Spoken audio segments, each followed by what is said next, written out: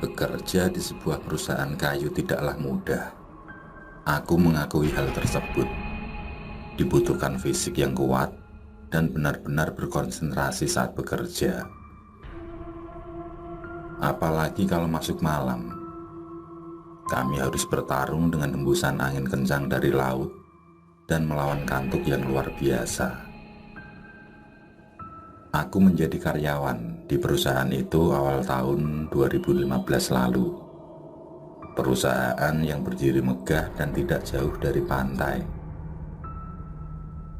Setiap hari dipenuhi dengan mobil-mobil truk maupun fuso yang membawa kayu untuk disetorkan. Hampir semua jenis kayu masuk di perusahaan itu. Sedangkan pekerjaan yang kami lakukan sebagai karyawan lapangan cuma satu, menarik kayu masuk ke penggilingan supaya menjadi chip atau potongan kayu yang kecil-kecil. Area yang kutempati ini sangat berbahaya, sebab ada pisau penggilingan yang sangat tajam. Hanya dengan menghitung detik saja maka kayu yang besar-besar itu terpotong menjadi kecil sekali. Ngeri aku melihatnya. Tapi tuntutan ekonomi membuat kami yang bekerja di situ tidak punya pilihan lain.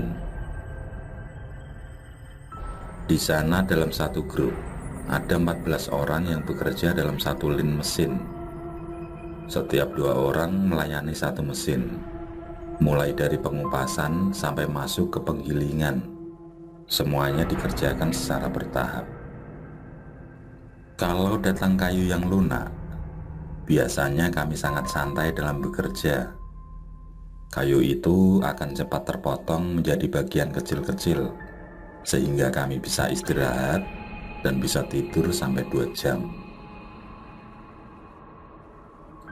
Malam ini, aku bersama teman-teman satu grup mulai pekerjaan seperti biasa. Sambil bercanda, kami memulai pekerjaan dengan santai. Lalu, mesin dihidupkan yang membawa kami berkonsentrasi pada pekerjaan masing-masing. Rasa santai tiba-tiba menjadi serius saat kami melihat kayu yang datang dan tidak seperti biasa. Kayunya sangat keras dengan kulit yang sangat tebal. Baru pertama kali ini kami mengerjakan kayu sekeras ini. Sudah tidak bisa dihitung entah berapa kali mesin pemotong mengalami kemacetan. Padahal pisau tersebut baru saja diganti dengan yang baru. Akhirnya kami minta beberapa orang yang bekerja di mesin pengupasan untuk membantu. Saat itu kami tidak memiliki perasaan yang aneh dan berharap kayu-kayu itu segera terpotong agar kami bisa cepat beristirahat. Kalaupun malam ini tidak selesai dalam mengoyak kayu-kayu itu juga tidak apa-apa, karena esoknya masih ada grup lain yang akan mengerjakannya. Tiba-tiba kami dikagetkan dengan teriakan Pak Dardi. Dia berteriak sangat keras meminta tolong. Mukanya panik. Kami segera mendekat dan kami menyaksikan dengan jelas tubuh Pak Rotwan sudah halus seperti daging cincang di mesin penggilingan. Sudah tidak jelas mana yang kaki atau mana yang kepala. Seluruh bagian tubuhnya hancur. Darah segar Pak Rotwan juga melumuri pisau penggiling. Kami hanya bisa melihat kejadian tersebut dengan merinding ngeri.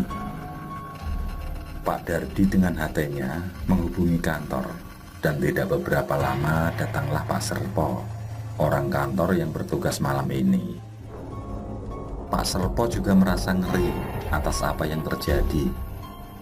Dia segera menyuruh kami membersihkan daging Pak Rotwan dengan sekop, sedangkan kayu-kayu yang bercampur darah disuruhnya untuk dikuburkan di belakang kantor. Kami menuruti semua yang diperintah Pak Serpo. Aku membayangkan betapa bahaya resiko yang aku hadapi jika terjadi keteledoran dalam bekerja. Setelah semua beres, kami masukkan serpian tubuh Pak Rotwan ke dalam keranjang. Dan malam itu pun kami mengantar jasad Pak Rotwan ke keluarganya. yang disambut dengan isak tangis istri dan anak-anaknya.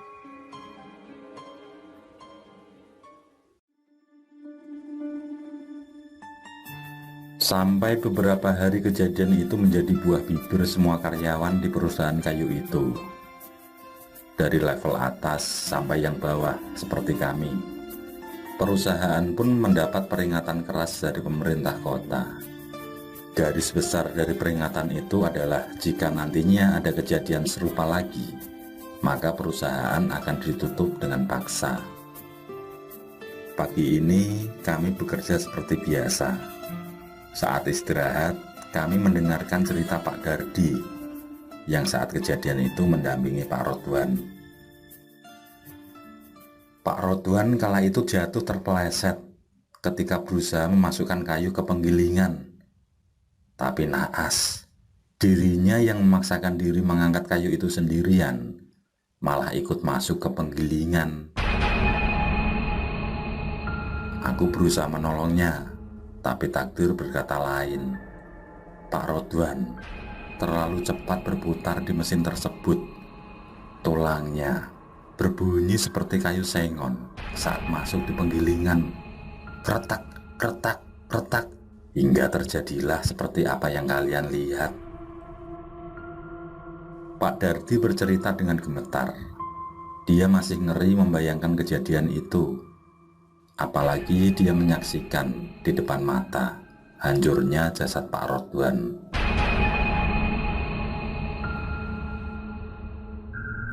Malam ini aku dan kawan-kawan kembali mendapat giliran kerja malam. Kurasakan tampak lain suasana malam ini. Terlihat seram dengan gonggongan anjing liar yang tidak biasanya terdengar sekeras ini. Kami juga merasa agak takut dengan cerita kawan-kawan dari grup lain yang sering melihat arwah Pak Rodwan bergentayangan. Menurut cerita mereka, Pak Rodwan sering menampakkan dirinya dengan berdiri di dekat konveyor. Wajahnya sangat pucat serta penuh dengan darah, mulai dari kepala sampai ujung kaki. Penampakan wujudnya tidak cuma sekali, tapi berkali-kali. Cerita itulah yang membuat kami memulai bekerja dengan perasaan yang tidak tenang. Kami sering menengok ke belakang, khawatir kalau tiba-tiba Pak Rodwan datang dan mendorong kami hingga menyusulnya. Aku yang ikut ketakutan mulai membayangkan kejadian yang menimpa Pak Rodwan. Lamunan itu membuatku hampir celaka berkali-kali. Kami pun memutuskan untuk beristirahat agar pikiran kami menjadi lebih jernih. Kami duduk di depan mes sambil melihat lampu nelayan ke tengah laut. Saat itulah kami dikejutkan dengan suara mesin yang secara tiba-tiba hidup. Mesin itu berputar dengan suara yang tidak seperti biasa. Pak Dardi yang mendengar suara mirip hancurnya tubuh Pak Rodwan itu segera berlari ke tengah-tengah kami. Dia menggigil ketakutan. Kami secara bersama-sama mendekati mesin untuk mematikannya. Tapi sebelum kami sampai, mesin itu mati dengan sendirinya. Terlihat tumpukan kayu yang berlumuran darah. Bau amis itu mulai masuk ke hidung. Kami pun saling pandang, tidak percaya dengan apa yang kami lihat. Teman-temanku hanya bisa diam sambil berbalik ke arah menuju mes tempat beristirahat. Aku yang berjalan paling belakang dikejutkan dengan tepukan di pundak kiri. Spontan aku menoleh ke belakang, tapi tidak kulihat ada orang di belakangku. Semakin merinding dan ngeri aku dibuatnya. Aku kembali berjalan, tapi kurasakan tepukan itu semakin keras. Kembali ku tengok ke belakang. Kali ini benar-benar membuatku ketakutan. Kulihat Pak Rodwan dengan berlumuran darah membopong kayu yang sangat besar. Dia berjalan ke arahku. Tiba-tiba langkah pertama, kakinya hancur. Kayu itu pun dilempar jauh.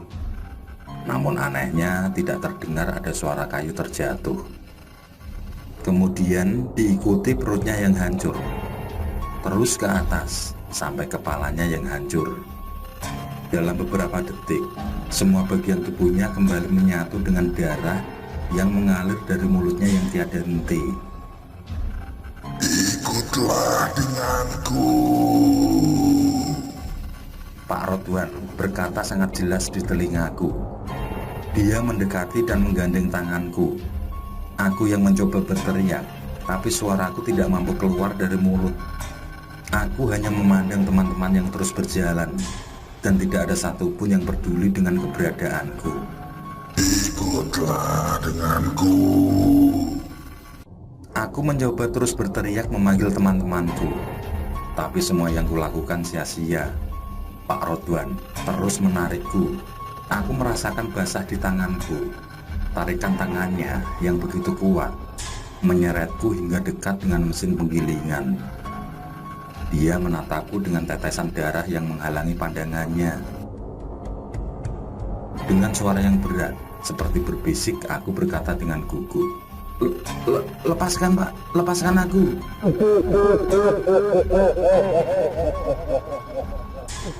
Dia tertawa menggema. Telapak tangannya yang penuh dengan darah diusapkannya di wajahku, dan mesin itu pun menyala dengan sendirinya. Aku semakin gemetar dengan pikiran kacau. Akankah aku mati malam ini? Pak Rodwan terus menyeretku hingga hampir sampai ke tempat berbahaya, di mana pisau itu akan menyambut tubuhku. Mendengar mesin hidup kembali, kawan-kawanku pun mulai mendekat. Mereka langsung menarik bajuku, dan aku terselamatkan. Nafasku memburu sangat cepat dengan detak jantung tidak beraturan. Keringat pun begitu cepat membasahi wajah dan seluruh tubuhku. Mesin itu pun kembali mati. Kulihat Pak Rodwan melayang menjauh dari kami. Aku yang mulai tenang menceritakan kejadian yang baru saja terjadi. Pak Dardi langsung pamit pulang mendengar ceritaku. Tampaknya dia takut akan terjadi sesuatu padanya. Dan malam ini kami memutuskan untuk berhenti bekerja dan kembali pulang. Kami biarkan semua kayu terbengkalai.